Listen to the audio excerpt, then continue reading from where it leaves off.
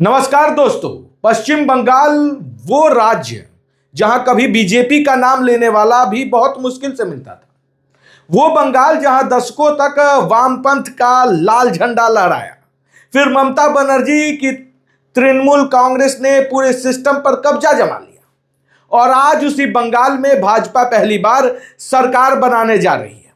9 मई 2026। जी हां, इस तारीख को डायरी में नोट डाउन कर लीजिए। 9 मई 2026 कोलकाता का ब्रिगेड परेड ग्राउंड, जहां भाजपा की नई सरकार शपथ लेने वाली है। यह सिर्फ सरकार गठन नहीं है दोस्तों, यह भारतीय राजनीति के सबसे बड़े बदलावों में से एक है। क्योंकि सवाल सिर्फ इतना नहीं है कि बीजेपी जीत गई, सवाल यह है कि आखिर वो पार्टी जो कभी बंगाल में जीरो थी, वो अचानक हीरो कैसे बन गई। और इसका जवाब एक शब्द में छिपा है, वो है हिंदुत्व, वो है सनातनी ताकत। लेकिन रुकिए, यहां हिंदुत्व का मतलब सिर्फ मंदिर मस्जिद की राजनीति नहीं है दोस्तों। यहां हिंदुत्व एक भावनात्मक पहचान बन चुका है, एक सांस्कृतिक सुरक्षा कवच, एक राजनीतिक प्रतिरोध और एक वैचारिक आंदोलन बन चुका है। दोस्तों, बंगाल लंबे समय तक वामपंथी विचारधारा का गढ़ रहा है। 1977 से लेकर 2011 तक सीपीएम और लेफ्ट फ्रंट ने बंगाल पर राज किया। उस दौर में हिंदू पहचान की राजनीति में खुलकर जगह नहीं दी गई थी ना वामपंथों के द्वारा, और सीपीएम के द्वारा, टीएमसी के द्वारा जो किया गया वो तो जानते ही हैं। फिर ममता बनर्जी आई, उन्होंने खुद को मां माटी मानुष की नेता बताया।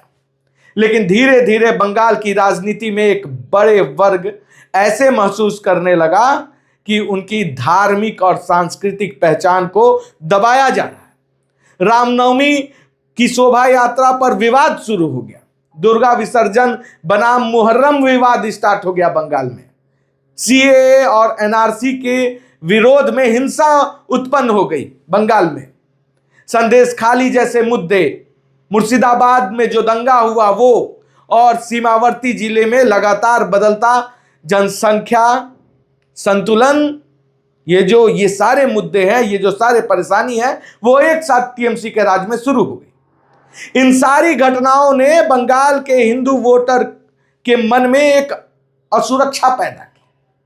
और राजनीति में जब असुरक्षा पैदा होता है तो लोग सिर्फ नेता नहीं चुनते, वे रक्षक चुनते हैं।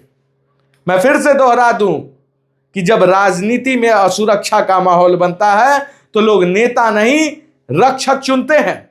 यहीं से बीजेपी ने बंगाल में अपनी जमीन बनाना शुरू की। 2014 लोकसभा चुनाव में बीजेपी बंगाल में लगभग शून्य जैसी थी। 2016 विधानसभा चुनाव में भी स्थिति बहुत मजबूत नहीं थी।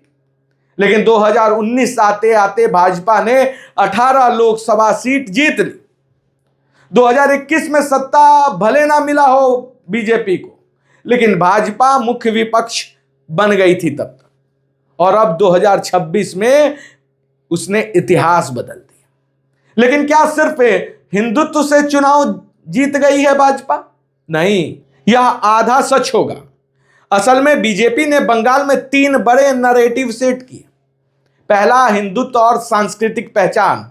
दूसरा, भ्रष्टाचार विरोधी ताकतों का बंगाल में अचानक उठना। और तीसरा, राजनीतिक हिंसा के खिलाफ गुस्सा। शिक्षक भर्ती घोटाला, कोयला घोटाला, कटमनी के आरोप, स्थानीय स्तर पर सिंडिकेट का राज, जो टीएमसी के सिंडिकेट के गुंडे थे उनका राज। इन सब ने ममता सरकार की छवि को कमजोर किया आम जनता के बीच में। और जब जनता गुस्सा में होती है तो उसे सिर्फ विपक्ष नहीं चाहिए होता, उसे एक ऐसा विकल्प चाहिए होता है जो लड़े उनके लिए। बीजेपी ने वही किया। भाजपा ने बंगाल में सिर्फ चुनाव नहीं लड़ा, उसने एक आंदोलन खड़ा किया, गांव गांव में संगठन बनाया, रामनवमी यात्राओं को राजनीतिक ऊर्जा में बदला, बंगाल की सांस्कृतिक पहचान को राष्ट्रवाद से जोड़ा। और सबसे बड़ी बात, उन्होंने यह संदेश दिया कि अब बंगाल बदल सकता है। दोस्तों, राजनीति में नैरेटिव सबसे बड़ी ताकत होती है। और 2026 में बीजेपी का नैरेटिव साफ था, बंगाल को हिंसा और भ्रष्टाचार से मुक्त करना है, हिंदू पहचान को सम्मान देना है और बंगाल को राष्ट्रीय राजनीति के केंद्र में लाना है। अब जरा सोचिए, जिस बंगाल में कभी जय श्री राम बोलना राजनीतिक विवाद बन जाता था, आज उसी बंगाल में भगवा सरकार शपथ लेने जा रही है। यह सिर्फ चुनावी जीत नहीं है, यह वैचारिक बदलाव है। यह दिखाता है कि अगर कोई विचार जनता के भावनात्मक मनोविज्ञान से जुड़ जाए तो यह असंभव को संभव बना सकता। और यही कारण है कि आज भाजपा समर्थक इसे सिर्फ राजनीतिक जीत नहीं, हिंदुत्व की ऐतिहासिक विजय बता रहे हैं। लेकिन कहानी का दूसरा पहलू भी है दोस्तों। बीजेपी के सामने अब सबसे बड़ी चुनौती शुरू होती है, क्योंकि विपक्ष में रहकर नारों से राजनीति चल सकती है, लेकिन सरकार चलाने के लिए परिणाम देने पड़ते हैं। बंगाल में बेरोजगारी बड़ी समस्या है, उद्योग का पलायन हुआ है बंगाल में विगत 40 सालों में।